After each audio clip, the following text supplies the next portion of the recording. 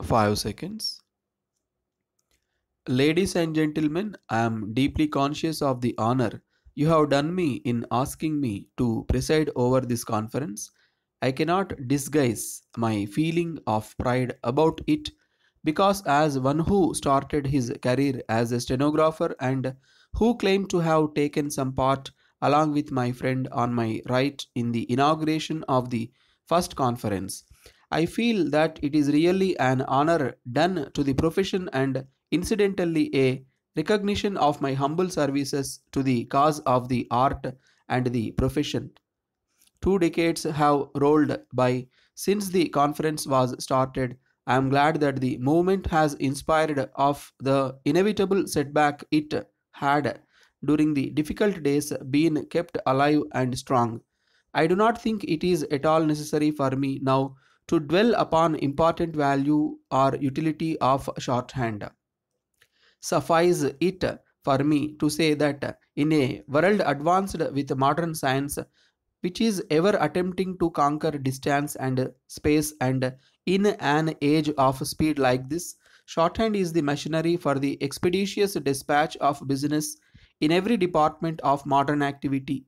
Indeed, shorthand has become part and parcel of modern life. Imagine what newspapers would be without reports of events and incidents expeditiously supplied to them by reporters.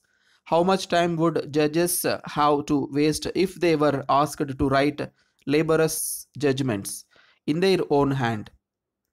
Think of the difficulty of modern business would be in if he had to write his letters in his own hand.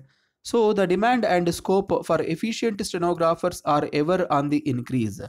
The nature of work of a stenographer through essentially the same varies from department to department. In the legislatures and local councils and committees, verbatim reporting is the keynote, and speeches have to be taken down as delivered and transcribed then and there. In the journalistic field today, owing to exigencies of space, only condensed and descriptive reports are required in a court of law. Precision is the prime need, and in the business houses, accurate and neat reports are wanted.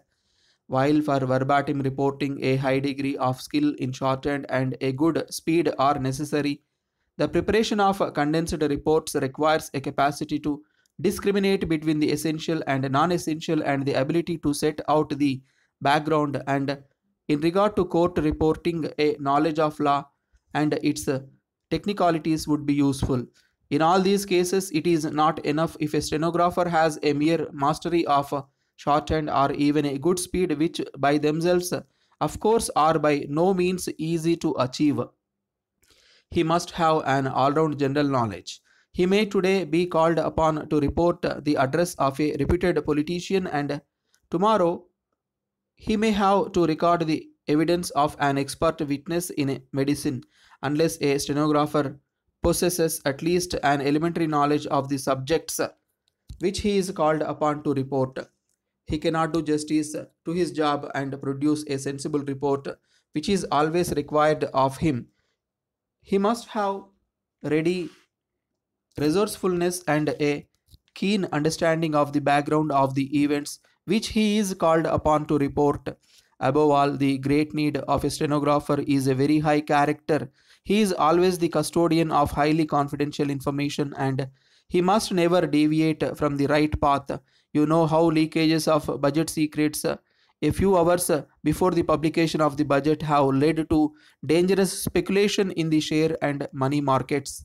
A stenographer has almost always to work as the personal clerk or secretary or assistant by whatever name he may be called of an officer, and he has necessarily to adjust himself to the pace of his master, and he must therefore have a high degree of adjustability.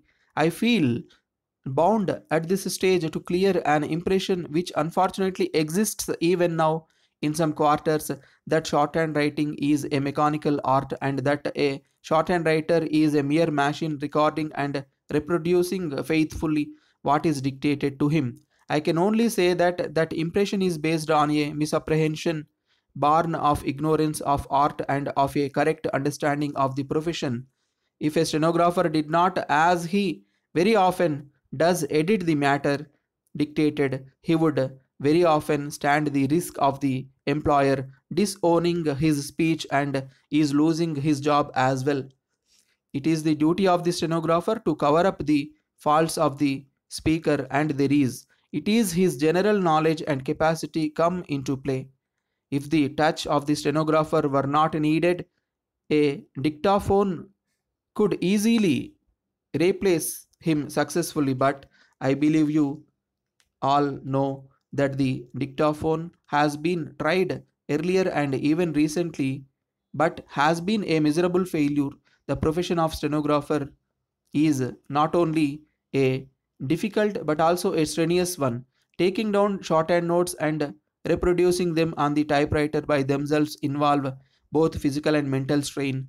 The strain is all the greater when the stenographer has to catch indistinct and indifferent speeches or dictation, and when doing high speed writing, his mental powers must always be on the mental side during transcription, especially in patching up loose dictation and sometimes filling up gaps is terrible indeed, by reason of the fact that stenographers almost always work in close association with the boss. The efficient and hardworking of them naturally get a training in administration, and because after some years fit to manage the trade or office, I am very glad to find that of late there has been a recognition of the merits of stenographers in suitable cases in the filling up the responsible administrative posts. I should like at this stage sound a note of caution to stenographers. It would not do for them to come into the field ill equipped and desire better conditions. They should equip themselves well for the profession. They should have a mastery of shorthand and a sound general knowledge, and they must cultivate the habit of reading widely and working hard. Deserve and desire should be the stenographer's motto. Thank you.